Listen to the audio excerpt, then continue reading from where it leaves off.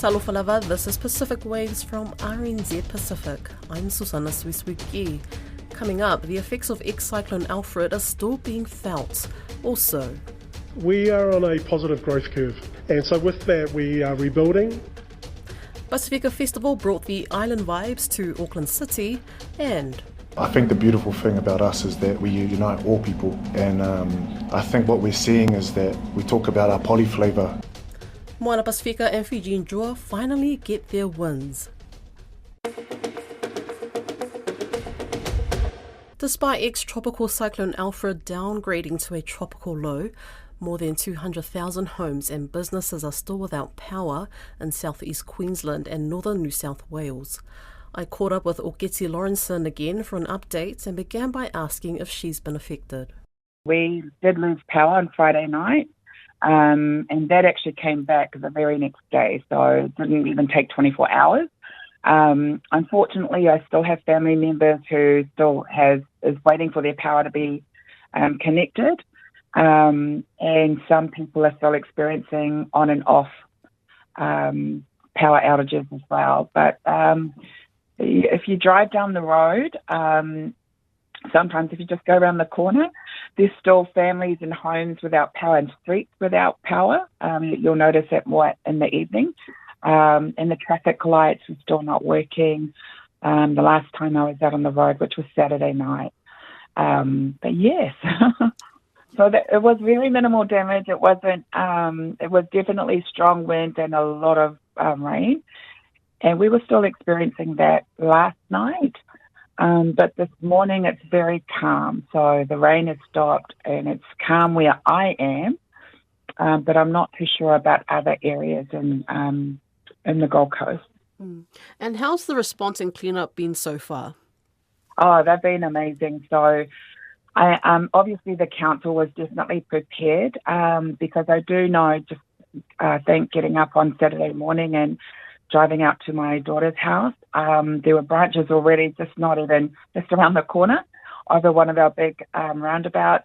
Was a massive tree that had fallen and it would have blocked the road.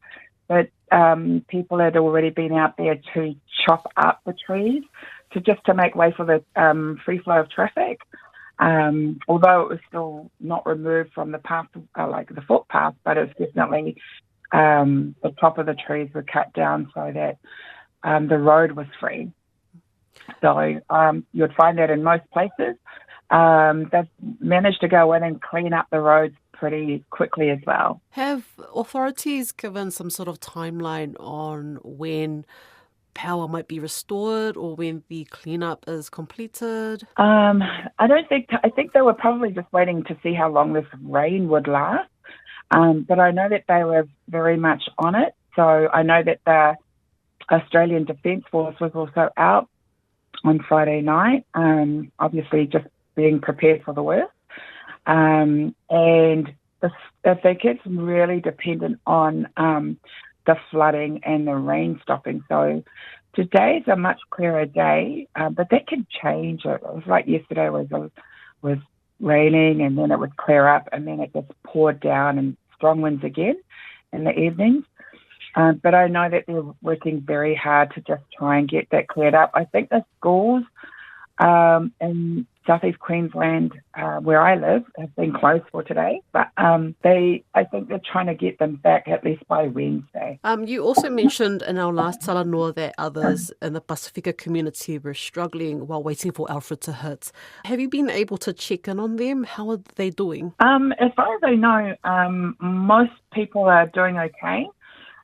We even had a team that went out from our church on Saturday night, and that was still quite, these families, their powers were out, but they were still able to go out and help prepare food and feed the homeless on Saturday night. And because I know that the shelter was provided to a lot of homeless people in the Gold Coast. But yeah, so our church went out and just fed the homeless on Saturday night. We're just checking up on neighbours and in the neighbourhood, everyone seems to be okay. And otherwise, as far as I know, there's no one in dire need, except for, I think, with some families who don't have power. If they have house machines, that obviously requires electricity to operate, like the sleep apnea machines. That can be a bit hard. Like my sister's one of those people that's still waiting for their power to come back on since Friday. So she's not really getting use of her machine the way that she needs to. But she's the only case that I know of, and I would say there'd be more like that. But I know with the hospitals, they've stopped all surgeries, and I think that may resume again today by Wednesday. Not today, but by Wednesday this week. So it's been a little bit hectic. Everyone, look, McDonald's was open on Saturday, and the drive-through was packed right out the street. So everyone was definitely not able to cook food. So, excuse me. So KFC, McDonald's in some areas were open. Some supermarkets were open for a short period. But still, again, there's no meat, no vegetables, no eggs, no water, things like that, the basic stuff. A Fijian political commentator says the country is facing political overload and any changes to the constitution must not be rushed. Prime Minister Sitiveni Rabuka won enough support in Parliament this week to push through a bill to amend the 2013 constitution. 4 opposition members of Parliament backed the coalition government's bill, giving the Prime Minister the 75% support from Parliament needed. There were 41 MPs in favour of the bill, 13 against it, and 1 who did not vote. Distinguished Professor Stephen Ratuva told Margot Staunton that constitutional change required consultation. If it is too easy to change the constitution, then it's going to cause all kinds of volatility and can be used liberally by people in power once you have enough people in parliament to be able to change those things and they do it at will. If it is too rigid, like now, then can also cause instability in the future because people start thinking around extra legal means. Changing it to be a balance somewhere. So that's why there has to be proper discussion around what is the balance here, rather than rushing into it just driven by some political interest, which is either political party-based or personal-based or group community-based, but it has to be based on the bigger thinking around the national interests in the long run. My understanding is that one of the things that the Prime Minister would like to see removed is the broader use of Fijian, so that it ultimately only applies to Itoke, or the indigenous people. That has been suggested previously. A number of people have talked about that. That too has to be discussed. That too has to be subject to consultation because it's critical in terms of identity, particularly when Fiji is trying to build a community which is coherent. They're trying to address the issue of ethnic fragmentation, which has been part of the political realities in the past. The labels are very, very important. And the communities themselves have to make sure that the labels used must represent the aspirations. And labels must be based on what people want. With Indo-Fijians, well, again, there's a label, and the indigenous Fijians and the other minorities. So let's listen to all of them and see what really is part of their aspirations. Do you believe the current coalition is pushing this bill for the right reasons, or is it just politically motivated in the run-up to the next general election? Well, it's a mix of things. The last constitution was criticized for a number of things. One was that consultation was not wide enough. It was quickly put together with the Fiji First Party to serve their interests. So those were some of the criticisms. And naturally, the response was to change it. So the idea of amending the constitution actually started even immediately after the constitution came into being. And suddenly after the Fiji First lost the last election, the voices grew louder and louder. So the Attorney General, that was one of the first things he mentioned, that the constitution has to be changed. So it was partly to do with the fact that it belonged to the old era, to the Fiji First, like what we've seen in various parts of the world. Whatever was done by the previous government had to be changed for no other reason that it belonged to someone else.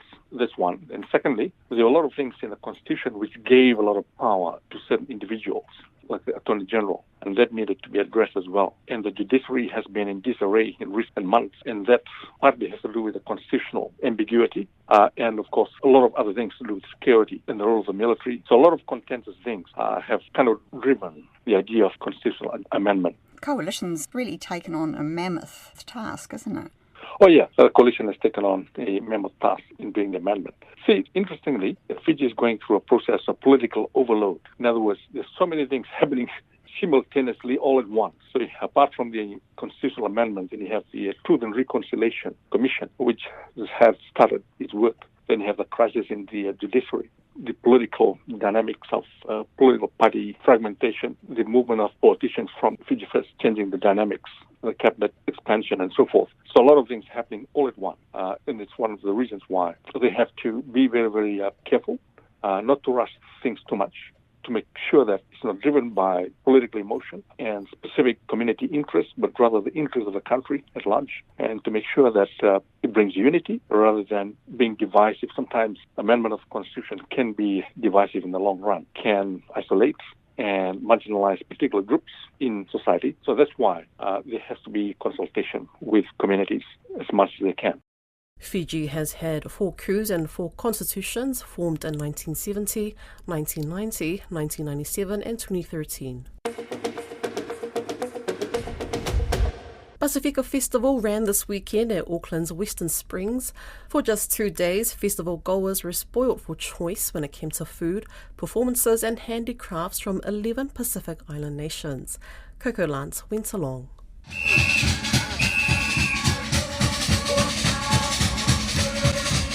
There was singing and dancing, food and activities. Many people wore traditional dress and there were multiple generations in attendance. The festival started in the 90s. It hit a bump in 2019 with its cancellation in the wake of the Christchurch mosque attacks, then again in 2020 due to the COVID-19 pandemic. Festival director Jep Savali says the event has been evolving since its inception more than 30 years ago. We are on a positive growth curve, and so with that we are rebuilding, we're re-energising and re-amplifying the community, this festival and its reach within Tamaki Makaurau, so that it one day will reach its heyday, but in a different sense, in a sense that we're much more evolved, much more inclusive. One attendee hailed all the way from the Netherlands. Ansan Ye says despite her East Asian heritage, she is drawn to the Pacific Islands. I came to the Pasifika Festival because I'm really intrigued and interested in all Pacific Island cultures. I love to see their dance, their artistry, and I also feel a strong connection to the ocean. So, yeah, and I think it's really important because it just brings people together, and it's important to celebrate beauty, tradition, community, all the things that make life important for me. Gina, leader of the Tuvalu dance group, says these events unite the community and that the group's cultural attire is made collaboratively by the women in her village. This is Titi Pao, which all the ladies of our whenua have together made for us. Jep Savali added that it won't be long until Pasifika Festival 2026 is on the brain. There is approximately about 8 months worth of planning that goes into this festival. There's a small team that goes in behind it, but very importantly we connect with the community via the Village Cultural Advisory Group, who are made up of community leaders within the 11 islands that are represented here at Pasifika. There's a lot of work and preparation that goes on behind the scene in terms of pre-planning. But summer festivals are not over in Aotearoa by a long shot. WOMAD kicks off in New Plymouth on Friday and Polyfest begins on the 2nd of April. The Fijian Drua and Moana Pasifika claimed their first wins in the Super Rugby Pacific Series on Saturday against 2 of the best teams around.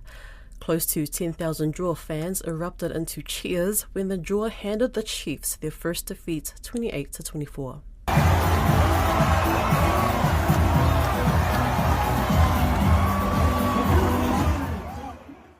Moana Pasifika also celebrated their win over the Hurricanes 40-31 by belting out a tune with musician Fiji who was in attendance.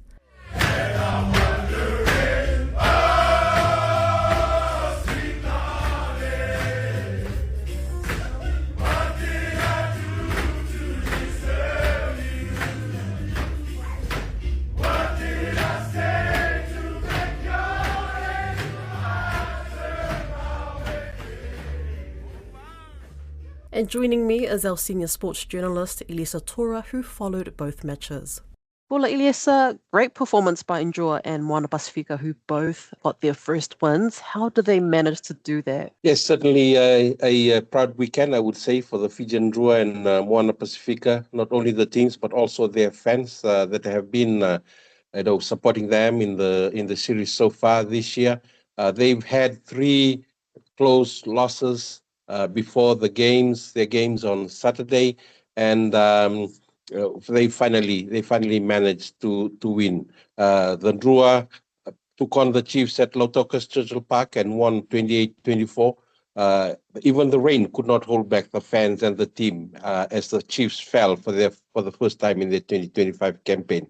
Very consistent showing by the Drua to last 80 minutes, and they kept the pressure on until the end. And at the North Harbour Stadium in Albany, Moana Pasifika, I know they must have taken a cue from what their Fijian brothers did at the Sugar City of Fiji earlier in the day, and they went into the game, although they were behind on the scoreline after the first half. They went back into the game in the second half and just took it to the Hurricanes. At one time there, they had 28 unanswered points. Even the unavailability of Captain Adi Savea, who was not able to return after the first half because of a suspected hamstring injury, that didn't dishearten Moana Pasifika as they came back into the second half and were able to get the points on the board and held on until the end of that game. We'll come back to Adi Savea, who captained Moana Pasifika, but what were some of the changes you could see in Drua's performance? Well, I know Coach Glenn Jackson has been talking about being consistent. Being consistent throughout. I said earlier that they lost 3 games earlier that were very close matches against the Brumbies, against the Hurricanes, against the Waratahs. They were, in fact, in the lead with 6 minutes to go, and then they lost with those 3 teams coming back with winning tries.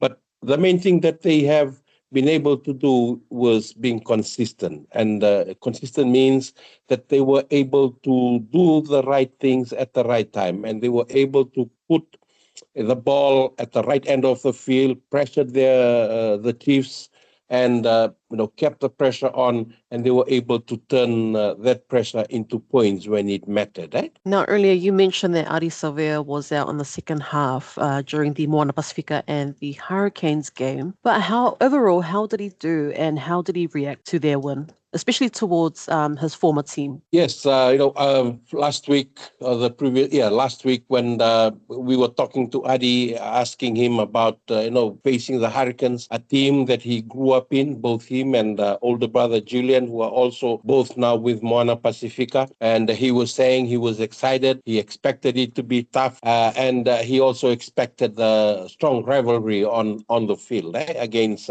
players that he had come to know and had led as captain for a number of years. But he started the game well. He was in it, battling against the Hurricanes pack. He was able to win turnovers. He was leading. He was making tackles. And I think he kept inspiring the Moana Pasifika players to keep at it.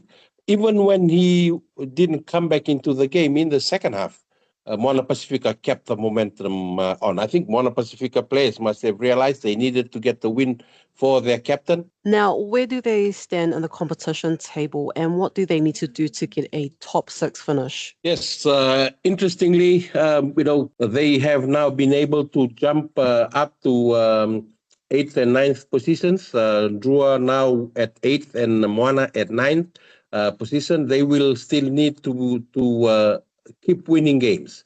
I think that consistency is needed from now on. They both will need to keep winning games.